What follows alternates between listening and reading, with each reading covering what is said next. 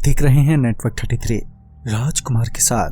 Network 33 की आज की कहानी में आगे बढ़ने से पहले अगर आपने हमारा चैनल अभी तक सब्सक्राइब नहीं किया है तो कर लें और साथ ही बेल आइकन को भी जरूर दबाएं। दोस्तों, अगर आपके पास भी ऐसी ही कोई कहानियां हैं तो हमारे साथ जरूर शेयर करें।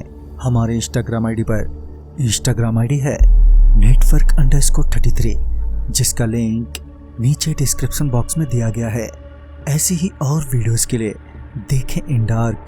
तो चलिए बढ़ते हैं आज की कहानी की ओर। उस रात हम लोग दुल्हन लेकर वापस घर लौट रहे थे।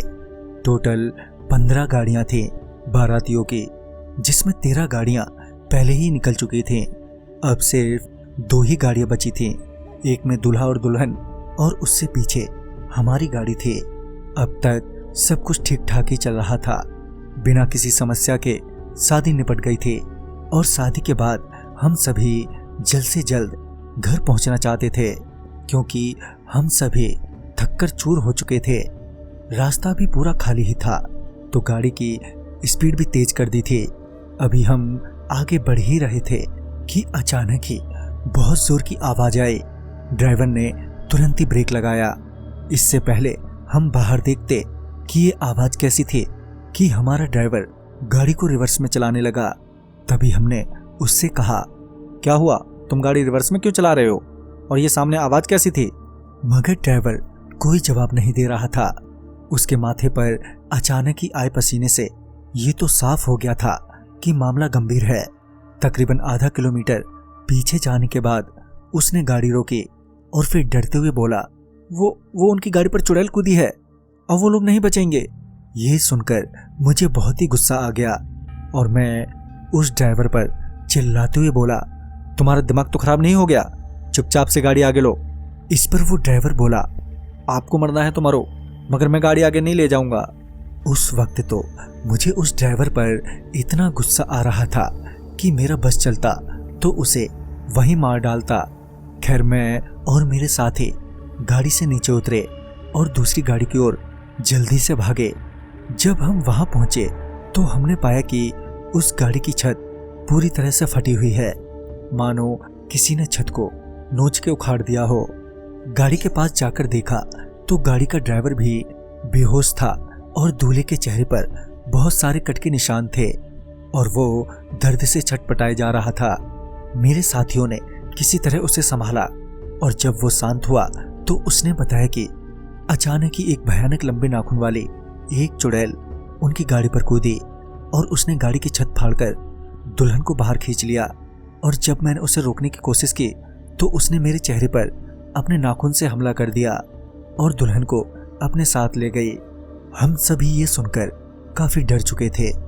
दूल्हे की भी हालत ठीक ठाक नहीं थी, कभी भी कुछ भी हो सकता था।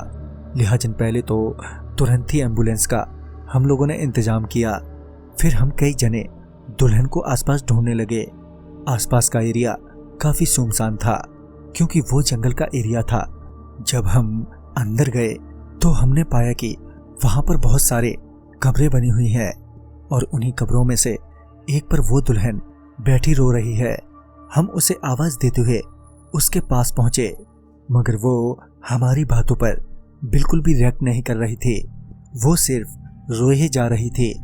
जब मेरे ही एक साथी ने उसके कंधे पर हाथ रखते हुए बोला, जल्दी चलो यहाँ से, कि उसने एकदम से उसका हाथ पकड़ लिया और उसका हाथ झटके से तोड़ दिया, जिसकी वजह से वो वहीं गिर पड़ा। और जब वो खड़ी होकर हमारी ओर पलटी तो हमने पाया कि वो दुल्हन नहीं, वो दुल्हन के कपड़ों में एक चुड़ैल है। उसने पहले तो नीचे गिरे हमारे साथी की गर्दन पर पांव रखा और उस पर चढ़ गई, जिस वजह से हमारे उस दोस्त की वहीं मौत हो गई। तभी हम सभी लोग वहां से चीखते हुए भागे। हम 5 जने थे, मगर उस रात सिर्फ हम 2 ही बचे। हमें उस जंगल में बिल्कुल भी जाना नहीं चाहिए था।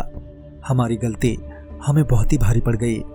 बाद में हमें पता चला कि वहां बहुत पहले एक लड़का और एक लड़की एक दूसरे से बहुत प्यार करते थे, मगर प्रॉब्लम ये थी कि वो दोनों अलग अलग धर्म के थे।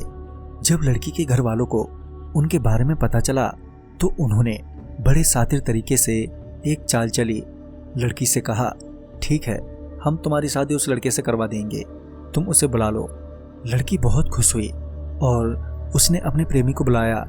लड़की शादी का जोड़ा पहनकर अपने घर वालों के साथ घर से निकली, मगर रास्ते में लड़की के घर वालों ने बड़ी बेरहमी से उस लड़के को मार दिया और उसी जंगल में तड़पता हुआ छोड़ दिया।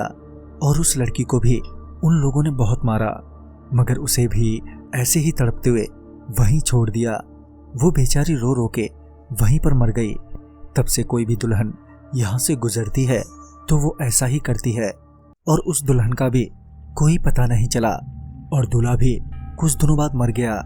तो दोस्तों, इस कहानी में बस इतना ही। कहानी आपको पसंद आई हो तो लाइक शेयर करें और साथ ही हमें कमेंट बॉक्स में ज़रूर बताएं। तो मैं आपका दोस्त राजकुमार जल्द ही मिलूंगा आप ही की भेजी एक नई कहानी के साथ। तब तक के लिए बाय एंड टेक केयर।